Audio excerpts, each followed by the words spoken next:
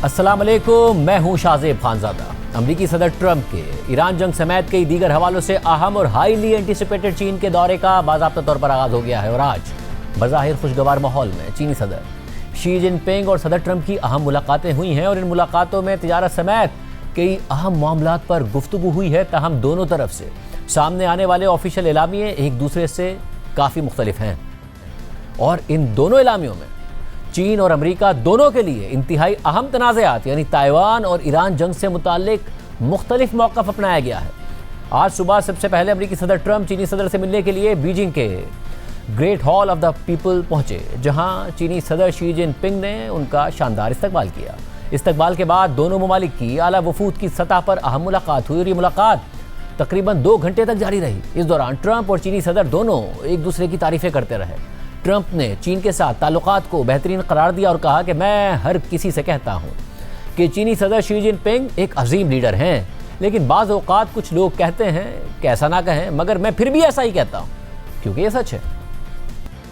You're a great leader. I say it to everybody. You're a great leader. Sometimes people don't like me saying it, but I say it anyway because it's true. I only say the truth. इस मौके पर चीनी सदर Xi Jinping ने भी सदर Trump की तारीफ की और कहा कि दुनिया एक नए मोड़ पर पहुंच चुकी है और अमेरिका और चीन की जिम्मेदारी है कि वो मिलकर काम करें और हमें हरीफ नहीं बल्कि शराकतदार होना चाहिए, एक दूसरे की कामयाबी में हिस्सा डालना चाहिए, साथ तरक्की करनी चाहिए और बड़े ममालिक के दरमियान ताल्लुकात को दुरुस्त सिमत में ले जाना चाहिए। मगर अहम बात यह है कि इस मुलाकात के बाद जब सदर ट्रंप और चीनी सदर शी जिनपिंग बीजिंग के तारीखी मकाम टेम्पल ऑफ हेवन का दौरा कर रहे थे, तो इस दौरान ट्रंप से सहाफ़ियों ने सवाल किया कि क्या आपकी ताइवान पर बातचीत हुई है, तो ट्रंप ने इस सवाल को ही नज़रअंदाज कर दिया और कोई जवाब देने के बजाय चीन की तारीफें करते रहे।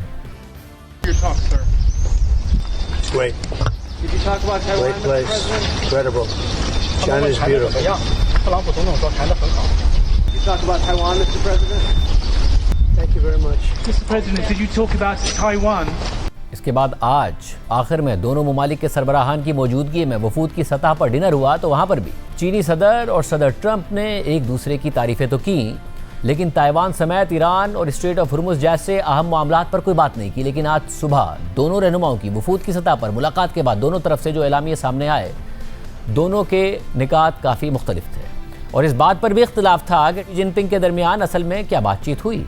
व्हाइट हाउस की जानिब से जारी एलामिये के मुताबिक सदर ट्रंप की सदर शी जिनपिंग के साथ अच्छी मुलाकात हुई और दोनों ममालिक ने आपस में मुआशी ताउन बढ़ाने पर बात की। साथ ही दोनों ममालिक ने इस बात पर भी इत्तफाक किया कि स्ट्रेट ऑफ हुर्मुज़ खुली रहनी चाहिए ताकि तेल और तवानाई की तरसील बगैर रुकावट के जारी रहे। जबकि सदर शी जिनपिंग ने यह भी वाज़ेह किया कि चीन इस इलाके में फ़ौजी सरगर्मियों और वहाँ से गुजरने पर पैसे या टोल लेने के खिलाफ है।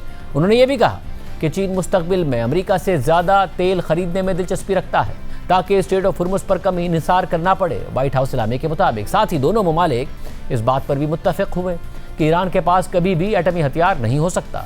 लेकिन दिलचस्प बात यह है कि व्हाइट हाउस के इस एलामिये में अमेरिका और चीन के दरमियान सबसे अहम फ्लैश पॉइंट ताइवान का जिक्र ही नहीं था, जबकि इससे पहले चीन की वज़ारत ख़ारिजा ने दोनों रहनुमाओं की मुलाकात से मुतालिक जो तफसीली एलामिया जारी किया था उसमें ताइवान पर ख़ास जोर दिया गया था, बल्कि चीन ने ताइवान से मुतालिक अमेरिका को खबरदार तक किया था। मगर चीनी एलामिये में स्ट्रेट ऑफ हुर्मुज़ या ईरान से मुतालिक कोई बाज़ाब्ता बात ही शामिल नहीं थी, लेकिन मशरिक़ वस्ता के तनाज़े का अमूमी तौर पर जिक्र था। वज़ारत ख़ारिजा की जानिब से जारी किए गए एलामिये के मुताबिक आज सुबह चीनी सदर शी जिनपिंग ने बीजिंग के great hall of the people में अमेरिका के सदर ट्रंप से मुलाकात की, जो चीन के सरकारी दौरे पर आए हुए हैं। इस दौरान चीनी सदर शी जिनपिंग ने कहा कि आलमी सूरत हाल मुसलसल बदल रही है और गैर यकीनी का शिकार है। उन्होंने सवाल उठाया कि क्या चीन और अमेरिका मिलकर आलमी चैलेंजेस का मुकाबला कर सकते हैं और दुनिया को ज़्यादा इस्तेहकाम फराहम कर सकते हैं। क्या वो अपने ताल्लुकात को बेहतर बनाकर दोनों ममालिक के अवाम और पूरी इंसानियत के लिए बेहतर मुस्तकबिल बना सकते हैं। चीनी सदर ने मज़ीद कहा कि ये सवालात तारीख़, दुनिया और अवाम के लिए बहुत अहम हैं और बड़ी ताकतों के रहनुमाओं को मिलकर इनके जवाब देने चाहिए। उन्होंने कहा कि वो सदर ट्रंप के साथ मिलकर चीन और अमेरिका के ताल्लुकात को दुरुस्त सिमत देने के लिए तैयार हैं ताकि 2026 दोनों ममालिक के ताल्लुकात में एक तारीखी और अहम साल बन जाए और एक नए दौर का आगाज़ हो जाए। सदर शी जिनपिंग ने इस बात पर जोर दिया कि चीन अमेरिका के साथ ताल्लुकात को मुस्तहकम, मस्बत और देरपा बुनियादों पर आगे बढ़ाने के लिए पुरअज़म है। एलामिये में ताइवान से मुतालिक चीन के मौक़िफ़ के हवाले से लिखा गया कि चीनी सदर शी जिनपिंग ने इस दौरान इस बात पर जोर देकर कहा कि ताइवान का मसला चीन और अमेरिका के ताल्लुकात में सबसे अहम मामला है। अगर इसे सही तरीके से संभाला जाए तो दोनों ममालिक के ताल्लुकात मुस्तहकम रह सकते हैं, लेकिन अगर ऐसा ना हुआ तो दोनों ममालिक के दरमियान टकराव, हता के तनाज़ा भी पैदा हो सकता है, जिससे इन ताल्लुकात को शदीद नुकसान पहुँच सकता है। चीनी सदर ने मज़ीद कहा कि ताइवान की आज़ादी और ताइवान स्ट्रेट में अमन एक दूसरे के बिल्कुल मुखालिफ हैं, जैसे आग और पानी। ताइवान स्ट्रेट में अमन और इस्तेहकाम बरकरार रखना चीन और अमेरिका के दरमियान सबसे बड़ा मुश्तरका मफाद है और इसलिए अमेरिका को ताइवान के मामले में बहुत एहतियात से काम लेना चाहिए। चीन के एलामिया के आखिर में लिखा है कि दोनों सदूर ने अहम आलमी और इलाकाई मामलात पर भी गुफ्तगू की, जिनमें मशरिक़ वस्ता की सूरत हाल, यूक्रेन का बहरान और कोरियन पेनिनसुला के मसाइल शामिल थे। यानी चीनी एलामिया में स्ट्रेट ऑफ हुर्मुज़ का जिक्र नहीं है, बल्कि ताइवान का बार बार और जोर देकर जिक्र भी है और इस हवाले से अमेरिका को खबरदार भी किया गया है। लेकिन इसके बावजूद आज चीनी वफ्द के साथ डिनर के बाद अमेरिकी सदर ट्रंप ने फॉक्स न्यूज़ को इंटरव्यू में कहा कि चीनी सदर ने कहा कि ईरान से मुआहदे में मदद फराहम करने पर तैयार हूँ और मैं स्ट्रेट ऑफ हुर्मुज़ को खुला देखना पसंद करूँगा।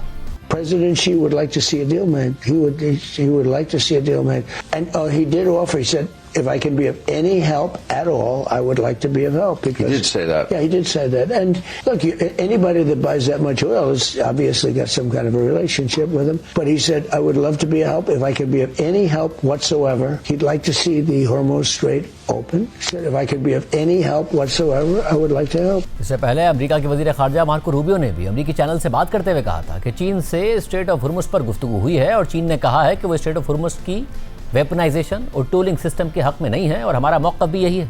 He did, and it was important because the Chinese side said they are not in favor of militarizing the Straits of Hormuz and they're not in favor of a tolling system, and that's our position.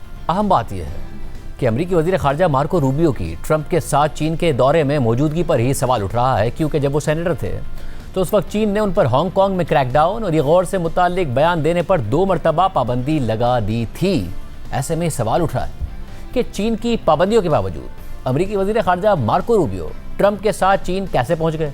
Al Jazeera ने इस हवाले से बताया है कि Marco Rubio का दौरा चीन के एक सिफारती प्रोटोकॉल की वजह से मुमकिन हुआ और चीन के दौरे के लिए मार्को रूबियो के नाम को चीनी लफ्ज़ लू से तब्दील करके मार्को लू किया गया। यानी चीन ने सिफारती दस्तावेज़ में मार्को रूबियो का नाम मार्को लू जाहिर किया। इस तब्दीली के लिए काम का आगाज़ मार्को रूबियो के वजीर खारजा बनने पर ही शुरू कर दिया गया था और इसी वजह से चीनी पाबंदियों के बावजूद वो ट्रंप के साथ चीन में मौजूद हैं, वरना अगर नाम तब्दील ना होता तो वो चीन में मौजूद ना होते, क्योंकि उन्हें दाखिल ना होने दिया जाता। ऐसे में ताइवान का तनाज़ा गुज़िश्ता कई सालों से अमेरिका और चीन के दरमियान एक बहुत बड़ा फ्लैश पॉइंट है और माहिरीन के मुताबिक ये फ्लैश पॉइंट किसी भी वक्त बड़े फौजी तनाज़े में तब्दील हो सकता है। और मशरिक़ वस्ता में हालिया जंग में अमेरिका की पोजीशन देखने के बाद अब यह खदशा जाहिर किया जा रहा है कि चीन इस सूरत हाल का फ़ायदा उठाते हुए ताइवान पर हमला कर सकता है। वाज़ेह रहे कि ताइवान की मुतनाज़ हैसियत बराह रास्त चीन की खाना जंगी का नतीजा है। इस जंग में हारने के बाद नेशनलिस्ट हुकूमत चीन के मरकज़ी इलाके से निकलकर 1949 में ताइवान मुंतकिल हो गई थी और वहाँ अपनी हुकूमत कायम कर ली थी। लेकिन मेनलैंड चीन की हुकूमत इसे गैर कानूनी मानती है और ताइवान को अपने मुल्क का लाजमी और नाकाबिल तकसीम हिस्सा समझती है और कहती है कि ताइवान को आखिरकार दोबारा चीन के साथ मुत्तहिद होना चाहिए, जबकि अमेरिका के ताइवान की हुकूमत के साथ बराह रास्त ताल्लुकात हैं और वो चीन को किसी भी कार्रवाई से खबरदार करता आया है और ख़ित्ते में अमेरिका के फ़ौजी असासे भी बड़ी तादाद में मौजूद हैं। माहिरीन के मुताबिक ताइवान के मामले पर चीन और अमेरिका के दरमियान कशीदगी एक क्लासिक सिक्योरिटी डिलेमा की मिसाल है। अगर चीन और ताइवान के दरमियान कोई जंग हो जाती है तो इसके अमेरिका की सलामती के मफादात पर बड़े असरात होंगे, क्योंकि अमेरिका को ये फैसला करना होगा कि वो ताइवान की मदद करेगा या चीन के साथ एक बड़ी जंग के ख़तरे से बचेगा। हालिया बरसों में ताइवान के इर्द गिर्द फ़ौजी सरगर्मियाँ बहुत बढ़ गई हैं। चीन अपनी फ़ौज की सलाहियतें मुसलसल बेहतर बना रहा है। वाज़ेह रहे कि ताइवान दुनिया में जदीद सेमीकंडक्टर्स बनाने वाला सबसे अहम मुल्क है और ताइवान की एक कंपनी दुनिया के तकरीबन 65% सेमीकंडक्टर्स तैयार करती है और दुनिया की तकरीबन 90% तक चिप्स ताइवान में तैयार होती हैं। ऐसे में अगर चीन और ताइवान के दरमियान कोई जंग या बड़ा तनाज़ा शुरू हो जाए तो दुनिया की सप्लाई चेन शदीद मुतासिर हो जाएगी और इसका नुकसान अमेरिका समेत कई ममालिक को भी होगा। इस सारी सूरत हाल में यह खदशा जाहिर किया जा रहा है कि सदर ट्रंप चीन के दौरे के बाद ईरान से मुताल्लिक अहम फैसला लेंगे, क्योंकि वो ईरान के जवाब की वजह से फ्रस्ट्रेशन का शिकार हो चुके हैं। ऐसे में ये तवक्को भी की जा रही है कि चीन ईरान पर अपना असर रसूख इस्तेमाल करते हुए उसे जंग ख़त्म करने पर राज़ी करने की कोशिश करेगा, मगर अब तक ईरान जंग से मुताल्लिक कोई ठोस पेशरफ्त या किसी बात पर वाज़ेह इत्तफाक की खबरें सामने नहीं आई हैं। सदर ट्रंप के बयान ज़रूर सामने आए हैं, मगर चीन की तरफ से ऐसी कोई बात सामने नहीं आई है और इस सारी सूरत हाल में ईरान मुज़ाकरात में पेशरफ न होने की वजह से जंग के दोबारा शुरू होने के खदशात बरकरार हैं और ट्रंप भी फ्रस्ट्रेशन का शिकार हैं। और रिपोर्ट्स के मुताबिक ट्रंप के सामने दोबारा हमलों की मनसूबाबंदी भी पेश की जा चुकी है और अमरीकी सदर ट्रंप की जानिब से ईरान के प्रपोजल को मुस्तरद करने और ईरान की जानिब से अपने 14 निकात पर इसरार की वजह से मुज़ाकरात में डेडलॉक भी बरकरार है। लेकिन अमरीका के नायब सदर JD वेंस ने कहा कि ईरान के साथ सिफारती कोशिशें आगे बढ़ रही। These negotiations are very sensitive. I'm not going to tell you everything because we're trying to have a productive conversation. I spent a good amount of time on the phone with both Jared Kushner and Steve Witkoff this morning, a number of our friends in the Arab world this morning. Look, I think that we are making progress. The fundamental question is, do we make enough progress that we satisfy the president's red line? जबकि दूसरी तरफ कुछ दिनों से Iran जंग के दौरान Israel और मुत्तहदा अरब अमारात के फौजी और इंटेलिजेंस ताउन के हवाले से एक के बाद एक खबर लीक हो रही, जो बज़ाहिर इसराइल की इस कोशिश का हिस्सा लग रही है कि जो वो जंग जारी रखने के लिए कर रहा है। हालिया दिनों में जो खबरें लीक की गई हैं उनमें पहली यह खबर थी कि जंग के दौरान इसराइल ने मुत्तहदा अरब अमारात में अपना एयर डिफेंस सिस्टम आयरन डोम और उसे ऑपरेट करने वाले इसराइली एहलकार तैनात किए थे। इसके बाद यह खबर लीक की गई कि जंग के दिनों में ही इसराइली खुफिया एजेंसी मोसाद के चीफ डेविड बर्निया और शिन बेट के चीफ डेविड ज़िनी ने मुत्तहदा अरब अमारात का खुफिया दौरा किया था, जिसका मकसद ईरान पर कोऑर्डिनेटेड हमले करना था। जबकि इसी दौरान ही मुत्तहदा अरब अमारात के ईरान पर बराह रास्त हमलों की खबर भी शाया हो गई थी। मगर फिर कल तो कोई खबर लीक नहीं की गई, बल्कि इसराइली वज़ीर आज़म नेतन्याहू के दफ्तर से एक गैर मामूली सरकारी बयान जारी कर दिया गया और इंतहाई खुफिया मगर मुबैना मालूमात पब्लिक कर दी गई, जिसे खुद उसी बयान में भी सीक्रेट करार दिया गया, यानी सीक्रेट कहकर सीक्रेट मालूमात पब्लिक कर दी गई। इसराइली वज़ीर आज़म के दफ्तर के बयान के मुताबिक इसराइली वज़ीर आज़म नेतन्याहू ने ऑपरेशन रोरिंग लायन के दिनों में मुत्तहदा अरब अमारात का खुफिया दौरा किया था और मुत्तहदा अरब अमारात के सदर शेख मोहम्मद बिन जायद अल नहयान से मुलाकात की थी। इस दौरे के नतीजे में इसराइल और मुत्तहदा अरब अमारात के ताल्लुकात में तारीखी ब्रेक थ्रू हुआ था, यानी बराह रास्त इसराइली वज़ीर आज़म के दफ्तर से यह बयान जारी किया गया। और दूसरी तरफ मुत्तहदा अरब अमारात जो हालिया दिनों में इसराइल के साथ ताउन या ईरान पर हमलों से मुताल्लिक शाया होने वाली खबरों पर कोई वाज़ेह पोजीशन नहीं ले रहा था, यानी ना तरदीद कर रहा था ना तस्दीक कर रहा था, उसने इसराइली वज़ीर आज़म के दौरे से मुताल्लिक इसराइली वज़ीर आज़म के दफ्तर ही के बयान से बाज़ाब्ता तौर पर फासला इख्तियार किया, इसकी तरदीद में बयान जारी किया। मुत्तहदा अरब अमारात की वज़ारत ख़ारजा के बयान के मुताबिक मुत्तहदा अरब अमारात इसराइली वज़ीर आज़म नेतन्याहू के दौरे या किसी भी इसराइली फ़ौजी वफ़द के मुत्तहदा अरब अमारात आने के हवाले से गर्दिश करने वाली खबरों की तरदीद करता है। जब तक मुत्तहदा अरब अमारात के हुक्काम की जानिब से बाज़ाब्ता ऐलान नहीं किया जाता, तब तक गैर एलानिया दौरों या खुफिया इंतज़ामात से मुताल्लिक किए जाने वाले तमाम दावे मुकम्मल तौर पर बेबुनियाद हैं। बयान में मज़ीद लिखा गया है कि इसराइल के साथ मुत्तहदा अरब अमारात के ताल्लुकात एलानिया और ऑफिशियली डिक्लेयर्ड अब्राहम अकॉर्ड्स के फ्रेमवर्क के तहत हैं, इसलिए ये ताल्लुकात गैर शफ़ाफ या अनऑफिशियल इंतज़ामात पर मबनी नहीं हैं। मुत्तहदा अरब अमारात वाज़ेह तौर पर इसराइली वज़ीर आज़म के दौरे के बयान को बेबुनियाद करार दे रहा है, लेकिन ये खबर मुत्तहदा अरब अमारात के किसी दुश्मन या किसी सहाफ़ी ने लीक नहीं की, बल्कि ख़ुद इसराइल के वज़ीर आज़म नेतन्याहू ने इस मुबैना खुफिया दौरे को पब्लिक कर दिया। और क्या इसराइल ये सब इसलिए कर रहा है कि जंग की आग भड़कती रहे? क्योंकि अगर नेतन्याहू ने मुत्तहदा अरब अमारात का दौरा किया ही नहीं था तो झूठ क्यों बोला, और अगर खुफिया दौरा किया था तो फिर इस खुफिया बात को मुत्तहदा अरब अमारात की मर्जी के बगैर सारी दुनिया के सामने रख कर मुत्तहदा अरब अमारात को मुश्किल में डालने की कोशिश क्यों की? दोनों सूरतों में नेतन्याहू की नीयत और मकासद पर सवाल उठता है। और यह सवाल भी उठता है कि मशरिक़ वस्ता में इसराइल की दोस्ती भी काबिल भरोसा नहीं है। इस हवाले से तज़किया करते हुए ईरानी निजात मारूफ अमरीकी प्रोफेसर वली नसर ने लिखा है कि सवाल यह है कि जब मुत्तहदा अरब अमारात वाज़ेह तौर पर इस दौरे को तस्लीम नहीं करना चाहता तो फिर इसराइल ने इसे पब्लिक क्यों कर दिया? इसराइल के लिए तो अपने इन ताल्लुकात को दुनिया के सामने नुमाया करना फ़ायदेमंद है, लेकिन क्या ये मुत्तहदा अरब अमारात की तबाही की कीमत पर होगा? मगर मामला सुलझने के बजाय मज़ीद उलझ गया है, क्योंकि मुत्तहदा अरब अमारात की जानिब से वाज़ेह सरकारी तरदीद जारी किए जाने के बावजूद इसराइल ने कोई वजाहती बयान तक जारी नहीं किया, बल्कि इस दौरे की मज़ीद तफसीलात भी पब्लिक कर दी हैं। इसराइली अखबार टाइम्स ऑफ इसराइल के मुताबिक तफसीलात से वाकिफ़ एक सोर्स ने बताया है कि नेतन्याहू और शेख मोहम्मद बिन जायद की मुलाकात 26 मार्च को ओमान की सरहद के करीब एक शहर अल ऐन में हुई थी और ये मुलाकात कई घंटों तक जारी रही थी। मुत्तहदा अरब अमारात की तरदीद के जवाब में नेतन्याहू के उस वक्त के तर्जुमान ने जोर दिया कि उनके साबिका बॉस यानी नेतन्याहू का बयान दुरुस्त है, एक ऐसे शख्स के तौर पर जो वज़ीर आज़म नेतन्याहू के साथ उस तारीखी सफ़र में मौजूद था जो आज तक इंतहाई खुफिया रखा गया था। नेतन्याहू के साबिक तर्जुमान ने मजीद बताया कि मैं कह सकता हूँ कि नेतन्याहू का अबूधाबी में बादशाहों जैसा इस्तकबाल किया गया। शेख मोहम्मद बिन जायद, उनके ख़ानदान के अफराद और दीगर मौजूद शख्सियात ने हमारा इस्तकबाल किया और वो इसराइल के वज़ीर आज़म को अपनी सरजमीन पर देखकर खुश थे। शेख मोहम्मद बिन जायद ने वज़ीर आज़म नेतन्याहू का बहुत एहतराम किया और अपनी ज़ाती गाड़ी को खुद ड्राइव करते हुए नेतन्याहू को महल तक लेकर गए। नेतन्याहू के साबिक तर्जुमान के मुताबिक इस हैरत अंगेज़ दौरे में इसराइली वज़ीर आज़म नेतन्याहू ने मुत्तहदा अरब अमारात के साथ जो मामला तय किए हैं उनके बारे में आने वाली नस्लें बात करेंगी और ये एक बहुत बड़ी कामयाबी थी। यानी इसराइली हुकूमत मुत्तहदा अरब अमारात की तरदीद के बावजूद उसे मुश्किल में डालने की कोशिशें कर रही है और इसराइली वज़ीर आज़म नेतन्याहू के इस मुबैना दौरे के बारे में मुत्तहदा अरब अमारात के हवाले से ईरान का सख्त रद्द-ए-अमल सामने आ रहा है। ईरानी वज़ीर ख़ारजा अब्बास इराक़ची ने अपने बयान में लिखा है कि नेतन्याहू ने अब अवामी तौर पर वो बात कर दी है कि जिस बात से ईरान की सिक्योरिटी सर्विसेज बहुत पहले हमारी क़यादत को आगाह कर चुकी थी। ईरान के अजीम अवाम से दुश्मनी एक अहमकाना जुआ है और इसमें इसराइल के साथ मिलीभगत करना नाकाबिल माफ़ी है। जो लोग इसराइल के साथ मिलकर तकसीम पैदा करने की कोशिश करेंगे उनसे हिसाब लिया जाएगा। ये सूरत हाल वाज़ेह कर रही है कि जहाँ जंग के खात्मे की उम्मीद अब भी कायम है, तो वहीं अगर जंग शुरू हो गई तो ये पहले से ज़्यादा ख़तरनाक हो सकती है और ईरान के अहदाफ मज़ीद बढ़ सकते हैं और जंग ज़्यादा वसी रुख इख्तियार कर सकती है। जबकि हालिया जंग के दौरान ईरान ने भी ज़्यादातर हमले मुत्तहदा अरब अमारात पर ही किए थे और इसे 2800 से ज़्यादा मिसाइल और ड्रोन से निशाना बनाया, जो इसराइल समेत पूरे खित्ते के किसी भी दूसरे मुल्क के मुकाबले में बहुत ज़्यादा थे। हालांकि मुत्तहदा अरब अमारात वाज़ेह कर रहा था कि उसकी सरजमीन ईरान के ख़िलाफ़ नहीं इस्तेमाल हो रही है, उसके बावजूद ईरान की तरफ से इतने ज़्यादा हमले किए गए और फिर इत्तलात आई है कि ईरान पर भी मुत्तहदा अरब अमारात की तरफ से जवाबी हमले किए गए। मुत्तहदा अरब अमारात से जुड़ी खबरें और तनाज़ात तो अब मुसलसल सामने आ ही रहे हैं, मगर ईरान जंग में सऊदी अरब की शमूलियत के बारे में भी गुज़िश्ता रोज़ पहली दफ़ा तफसीलात सामने आई थी और बाद में दोनों ममालिक कशीदगी में कमी पर मुत्तफिक हो गए थे। रॉयटर्स की खबर के मुताबिक 2 मगरबी और 2 ईरानी ओहदेदारों ने बताया है कि सऊदी अरब ने अवामी सतह पर ऐलान किए बगैर खुफिया तौर पर ईरान पर कई जवाबी हमले किए थे।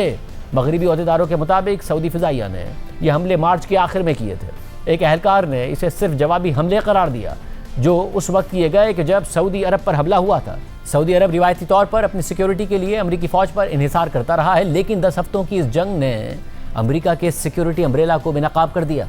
खबर के मुताबिक ये सऊदी हमले इस बात को वाज़ेह करते हैं कि तनाज़ा मज़ीद फैल रहा है, लेकिन मुत्तहदा अरब अमारात और सऊदी अरब की जवाबी कार्रवाइयों का अंदाज़ एक जैसा नहीं है। मुत्तहदा अरब अमारात ने ईरान के खिलाफ ज़्यादा सख्त मौक़िफ़ इख्तियार किया है। इसके बरक्स सऊदी अरब ने कोशिश की है कि तनाज़ा मज़ीद ना बढ़े और वो ईरान के साथ बाकायदा राब्ते में रहा है, जिसमें सऊदी अरब में ईरान के सफ़ीर के ज़रिए राब्ता भी शामिल है। इस मामले से वाकिफ़ ईरानी और मगरबी ओहदेदारों का ये भी कहना है कि सऊदी अरब ने ईरान को इन हमलों से मुताल्लिक़ आगाह कर दिया था और इसके बाद दोनों ममालिक के दरमियान सख्त सिफारती राब्ते हुए और सऊदी अरब की मज़ीद जवाबी कार्रवाई की धमकियों के बाद दोनों ममालिक के दरमियान कशीदगी कम करने यानी डी-एस्केलेशन के लिए एक अंडरस्टैंडिंग पर इत्तफाक हो गया।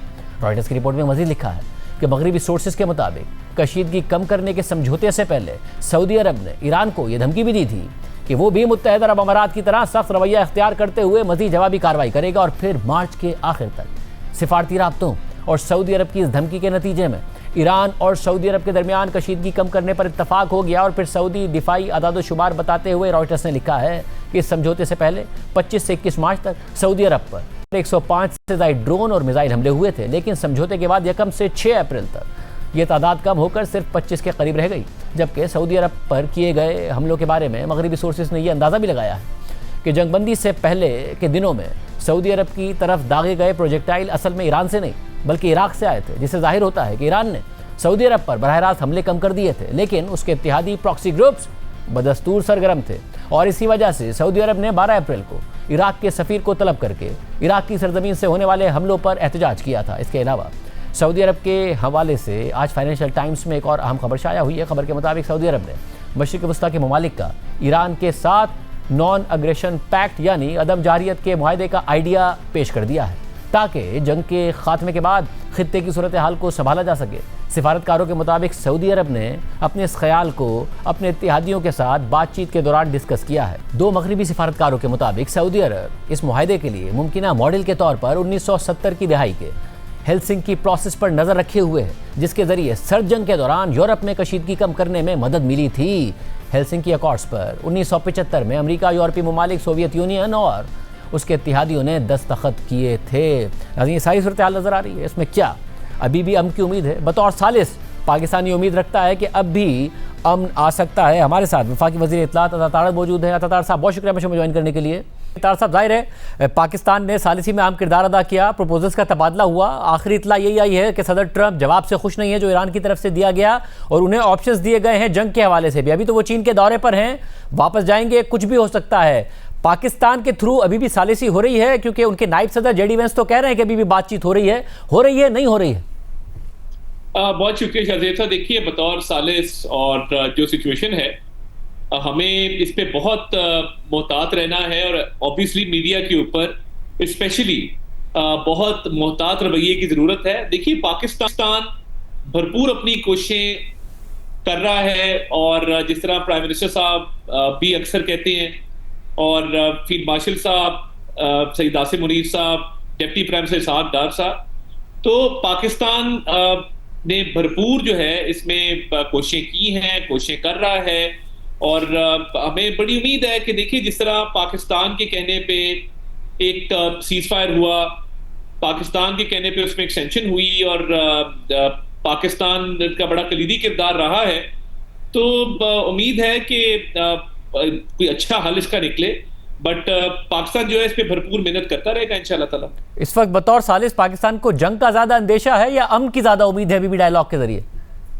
देखिए, मैं इस पे कोई कमेंट नहीं करूंगा, और इट्स अ सेंसिटिव फेज, और हमारी पोजीशन खास तौर पे आप अगर इंटरनेशनल मीडिएशन की कभी रूल्स पढ़े, तो जो मीडिएटर होता है ना जी, according to those rules and best practices, mediator ने हर हवाले से अपनी एक न्यूट्रलिटी भी मेंटेन रखनी होती है, और वो बातचीत भी मिनिमम करता है। तो ये कुछ मीडिएशंस की ट्रेनिंग मैंने भी देखी है, तो हमें we are expected as mediators to keep very cautious and very neutral stance. तो मैं इस पे मजीद बातचीत जो है तो बतौर मीडिएटर भी, अब ज़ाहिर अमेरिकन मीडिया में बैक टू बैक स्टोरीज आई हैं। अब ईरान का तैयारा खड़ा होने पर पाकिस्तान ने उस हवाले से अपना मौक़िफ़ दे भी दिया, फिट के ये कि पाकिस्तान ट्रंप का जो सख्ती का बयान है वो बराह रास्त उस तरीके से नहीं पहुंचा रहा जिस तरीके से सदर ट्रंप का अवामी तौर पर बयानिया होता है, ये बात कर दी गई। इसराइली वज़ीर आज़म नेतन्याहू ने कह दिया कि जो इसराइल के खिलाफ कैंपेन होती हैं वो पाकिस्तान से चलाई जा रही होती हैं। सेनेटर लिंडसे ग्राहम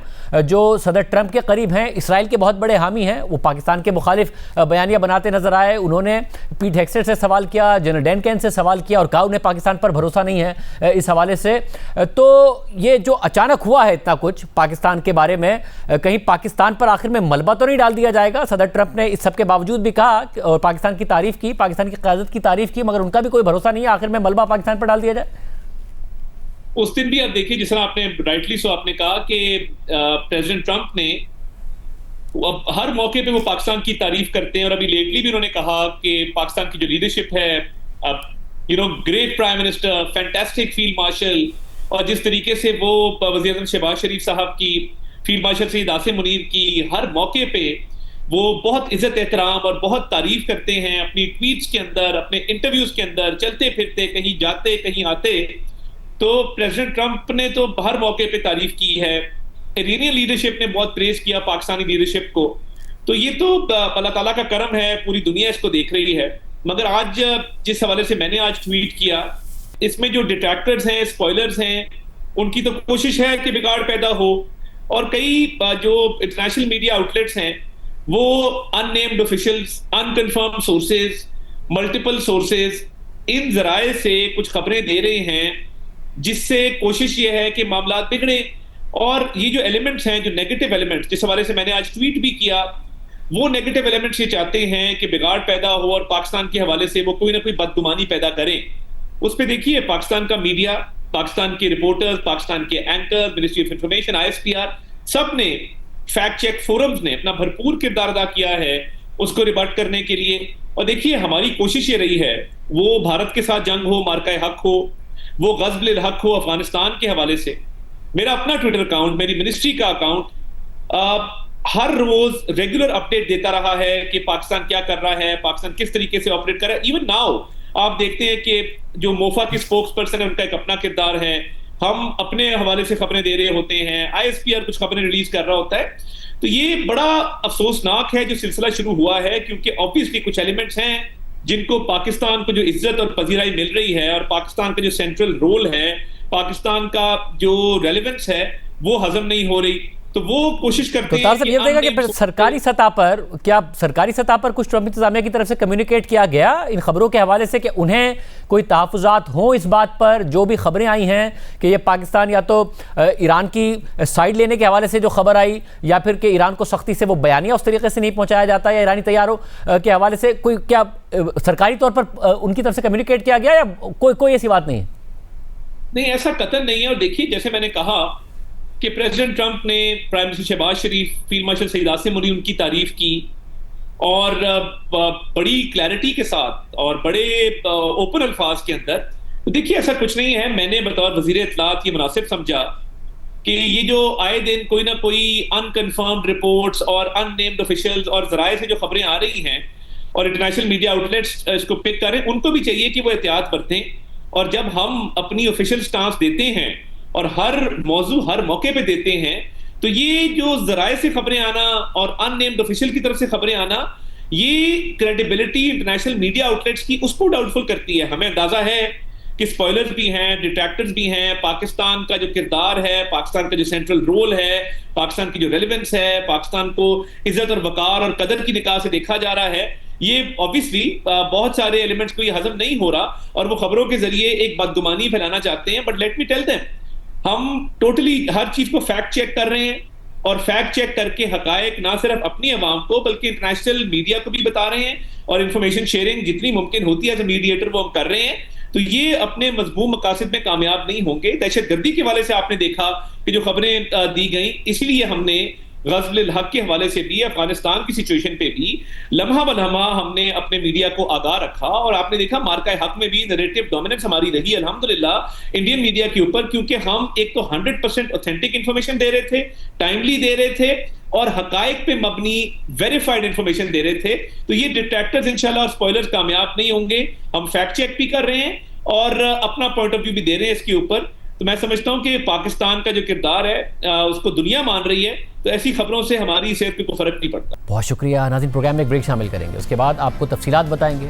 अनमोल पिंकी कैसे अपना नेटवर्क चलाती थी, कैसे कोकेन सप्लाई करती थी, डबल रोटी दूध के डब्बों के साथ कैसे पाकिस्तान में कराची में कोकेन सप्लाई हो रही थी। एक्सक्लूसिव तफसीलात आपके सामने रखेंगे ब्रेक के बाद। मुबैना ड्रग डीलर अनमोल उर्फ पिंकी के हवाले से हमारे रिपोर्टर्स ने मज़ीद तहकीक की, तो उन्हें उनके ज़राए से कुछ मज़ीद मालूमात हासिल हो गई हैं जो इस बात की निशानदेही करती हैं कि इस मुल्क में और ख़ास तौर पर कराची में किस तरह धड़ल्ले से मंशियात की सप्लाई की जा रही है। और वैसे तो इस मुल्क में ज़्यादातर काम कैश में होते हैं ताकि FBI को पता ना चल जाए और टैक्स ना देना पड़ जाए, मगर मुलजिमा अनमोल पिंकी मंशियात सप्लाई करने से पहले रकम बैंक अकाउंट में मंगवाती थी। इस वक्त आप अपने सामने स्क्रीन पर देख सकते हैं कि किस तरह अनमोल पिंकी मैसेज करके अपने कस्टमर को बता रही है कि नया माल आया है, 1 ग्राम कोकेन 15,000 रुपये की है, और अगर एक साथ 20 ग्राम ली तो फी ग्राम 12,000 के हिसाब से मिलेगी। और अगर डीलर पूरी 1 किलोग्राम कोकेन खरीदेगा तो उसे फी ग्राम कोकेन 9,000 रुपये के हिसाब से मिलेगी। और फिर पिंकी से पूछा जाता है कि क्या 1 ग्राम यानी 15,000 रुपये की कोकेन दस्तियाब है, तो आगे से वो कहती है कि बिल्कुल है, 24 घंटे दस्तियाब है, और साथ ही अपना बैंक अकाउंट नंबर शेयर कर देती है। और अगले दिन फिर इसी तरह होता है, और सिर्फ एक बैंक अकाउंट नहीं बल्कि 2 मुख्तलिफ बैंक्स के अंदर 2 अलग अलग अकाउंट्स की तफसीलात शेयर करती है कि इसमें पैसे भेज दो और माल पहुंचा दिया जाएगा। और सिर्फ यही नहीं, जो हिसाब किताब मैसेज में लिखकर अनमोल पिंकी कस्टमर को बताती है, वही हिसाब किताब वो वॉइस नोट के जरिए भी बताती है। ऑफर भी रखी हुई है, गोल्डन 25 का है, दूसरा वाला 15,000 का, और 15 वाला 20 पीस लेने पर 12,000 के हिसाब से पड़ेगा। और डीलर्स के लिए ऑफर है 1 kg 9,000 के हिसाब से, हाफ kg भी 9,000 के हिसाब से। और इस तरह के मैसेजेस पिंकी हर दूसरे दिन अपने कस्टमर्स को करती रहती थी और बताती थी कि नया माल आया हुआ है, कराची में या इस्लामाबाद में जहां भी आपको ये माल चाहिए पहुंचा दिया जाएगा, 24 घंटे ये सर्विस दस्तियाब है, पैसे ट्रांसफ़र कीजिए और माल लीजिए, क्योंकि पिंकी के मुताबिक गोल्डन स्टफ़ दस्तियाब है। और फिर वो ख़ुद को मैसेज के आखिर में क्वीन मैडम पिंकी और डॉन लिखती थी। और नाजरीन, हमारे रिपोर्टर्स को उनके ज़राए से ये वीडियो भी मौसूल हुई और बताया गया है कि पैसे मौसूल होने पर अनमोल पिंकी एक दूध और डबल रोटी के पैकेट के साथ कोकेन डिलीवर कर देती थी और बाकायदा पैकिंग में कोकेन सप्लाई करती थी, जिस पर लिखा होता था कि क्वीन मैडम पिंकी डॉन, नाम ही काफ़ी है।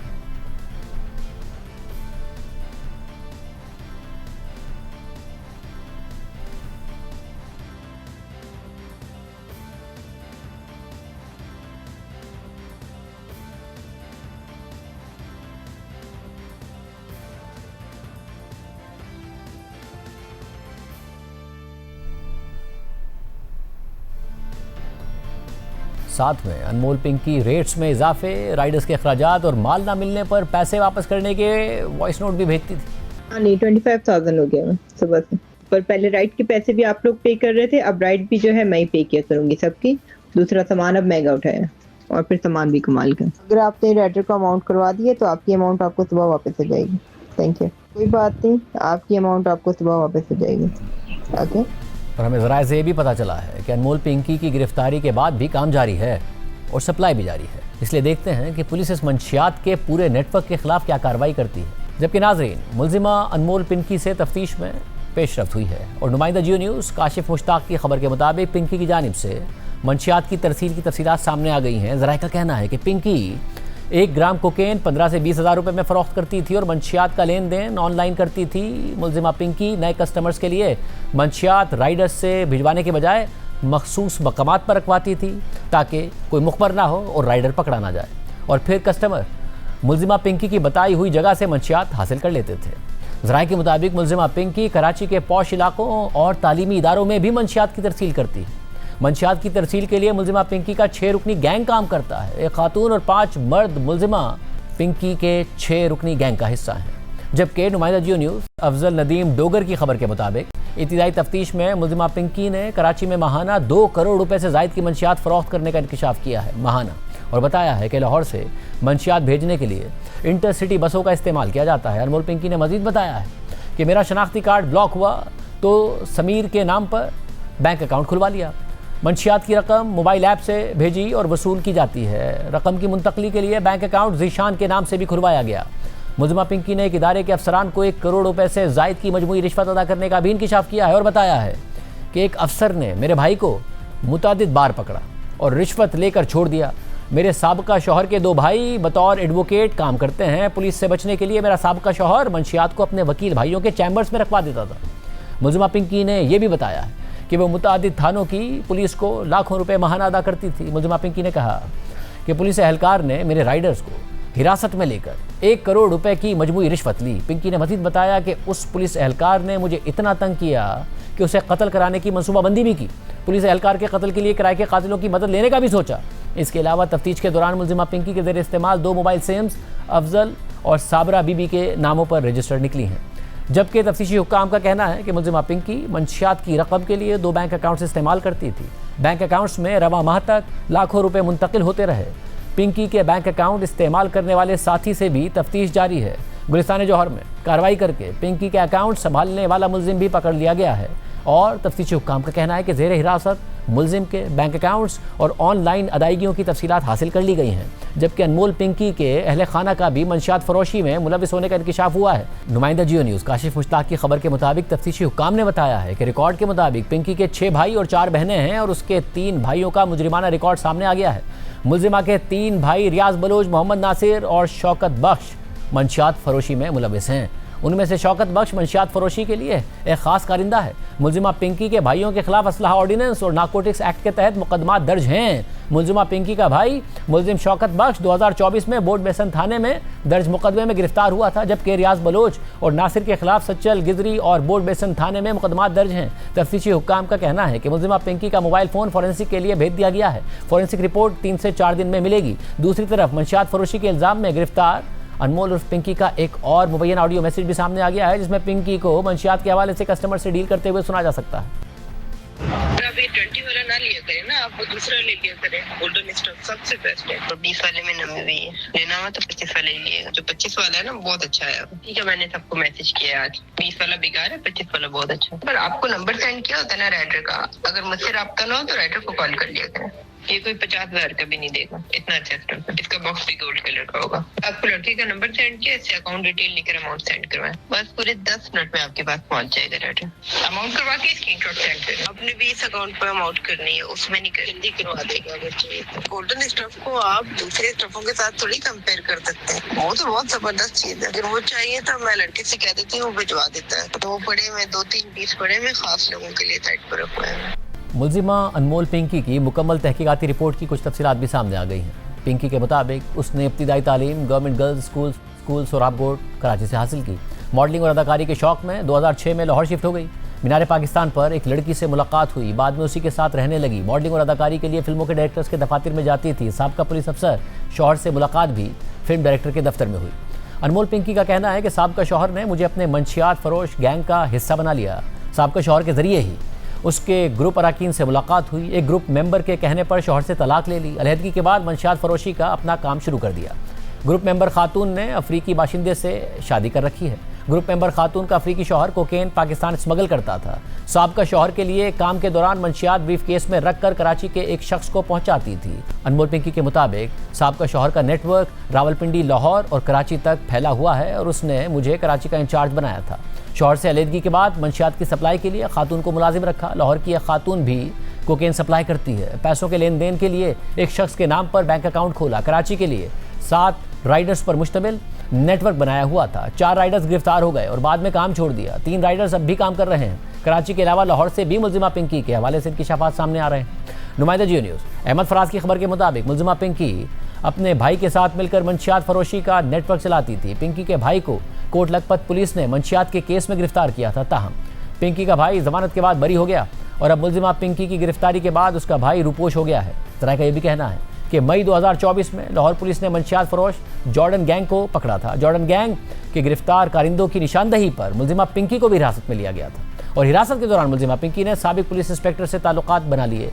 पुलिस की हिरासत में ही होते हुए पिंकी ने साबिक पुलिस इंस्पेक्टर को भारी रिश्वत दी, जिसके बाद पिंकी को छोड़ दिया गया। मुलजिमा पिंकी ने बाद में मंशियात फरोशी के लिए अपना नेटवर्क बना लिया और अपने मुबैना शौहर साबिक पुलिस इंस्पेक्टर की मदद से गिरफ्तारी से बचती रही। मुलजिमा पिंकी अपने भाई और दीगर साथियों की मदद से मंशियात सप्लाई करती थी और दीगर सूबों में बस के जरिए भी मंशियात भिजवाया करती थी। इस राय के मुताबिक मुलजिमा पिंकी पुलिस रिकॉर्ड से बचने के लिए मुबैना तौर पर अपने फिंगरप्रिंट्स तेजाब से मिटा चुकी है। जरा का यह भी कहना है कि वज़ीर आला पंजाब मरियम नवाज़ ने पिंकी के नेटवर्क से मुतालिक आला पुलिस हुक्काम से रिपोर्ट तलब कर ली है और CCD ने भी मुलजिमा पिंकी के नेटवर्क से मुतालिक बाकायदा तफ्तीश शुरू कर दी है। पिंकी के मुबैना शौहर साबिक पुलिस एहलकार को भी तलब कर लिया गया है। सराय के मुताबिक CCD इस साबिक पुलिस इंस्पेक्टर से केस के बारे में पूछगछ करेगी, जबकि लाहौर में दर्ज मुकदमे में पिंकी को लाहौर लाए जाने का भी इम्कान है। प्रोग्राम में भी शामिल करते हैं और अहम डेवलपमेंट हुई उसकी तफसीलात आपके सामने रखेंगे। अमरीकी सदर ट्रंप एक अहम दौरे पर चीन में मौजूद है और ये दौरा ईरान में अमेरिका और इसराइल की जंग की वजह से इंतहाई अहमियत का हामिल करार दिया जा रहा है और ऐसे वक्त में कि जब ईरान जंग का खात्मा ट्रंप के लिए एक बड़ा चैलेंज बन चुका है, तो ये दौरा मजीद अहमियत इख्तियार कर गया है और इसकी वजह चीन का ईरान के साथ अहम इलाकाई और तिजारती इत्तेहाद है। और इसी इत्तेहाद और असर रसूख की वजह से ट्रंप ने चीन जाने से पहले कहा था कि वो चीनी सदर शी जिनपिंग से ईरान से मुतालिक तफसीली गुफ्तगू करेंगे और आज चीनी सदर से मुलाकात के बाद सदर ट्रंप ने दावा कर दिया कि उनकी चीनी सदर से ईरान और स्ट्रेट ऑफ हुर्मुज़ पर बात हुई है। लेकिन दिलचस्प बात यह है कि चीनी सदर के खिताब और चीन के बाज़ाब्ता एलामिये में ऐसी किसी बात का जिक्र ही नहीं है, मगर इसके बावजूद वाज़ेह नज़र आ रहा है कि इस दौरे के दौरान सदर ट्रंप चीन से मुतालिक कोई सख्त बात करने से गुरेज कर रहे हैं और वो मुसलसल चीनी सदर और चीन की तारीफ़ें कर रहे हैं और उनके मौक़िफ़ को भी बराह रास्त चैलेंज नहीं कर रहे हैं। हत्ता कि ताइवान के मामले पर चीन के बयान में अमेरिका को वाज़ेह खबरदार करने के बावजूद ट्रंप इस हवाले से भी खामोश है और कुछ नहीं कह रहे हैं और व्हाइट हाउस के एलामिये में भी ताइवान का जिक्र तक नहीं था। हालांकि अमरीकी मीडिया ये रिपोर्ट कर चुका है कि ईरान के साथ तिजारती ताल्लुकात के साथ चीन जंग के दौरान ईरान को मदद भी फराहम करता रहा। हत्ता कि ट्रंप के इस दौरे से पहले खुद अमरीकी इंटेलिजेंस का हवाला देकर रिपोर्ट्स भी सामने आई हैं कि चीन ने इस जंग से कई मुआशी फ़ायदे भी हासिल किए हैं। साथ ही चीनी कंपनियों ने ईरान को तीसरे मुमालिक के जरिए असलाह फराहम करने की कोशिश भी की, रिपोर्ट्स भी सामने आई। मगर इसके बावजूद ट्रंप चीन की क़यादत से मुतालिक सख्त बात करने के हवाले से काफ़ी मोहतात हैं। हालांकि दीगर ममालिक के सरबराहान को तो ट्रंप बेइज्जत करने से भी नहीं कतराते थे, लेकिन इतना कुछ होने के बावजूद आज भी एक इंटरव्यू के दौरान ट्रंप ने कहा कि चीन हमसे कोई जंग तो नहीं लड़ा है और चीनी सदर ने मुझसे कहा है कि वो ईरान को असला नहीं देंगे। And you've been asked about it, and you've spoken about it, and that is China's support of Iran. How big a discussion was that today? We discussed it. I mean, when you say support, they're not fighting a war with us or anything. No. He said he's not going to give military equipment. That's a big statement. He said that today. That's a big statement. He said that strongly. But at the same time, he said, you know, they buy a lot of their oil there, and they'd like to keep doing that. आज के programme में इतना ही। इजाज़त दीजिए। अल्लाह हाफ़िज़।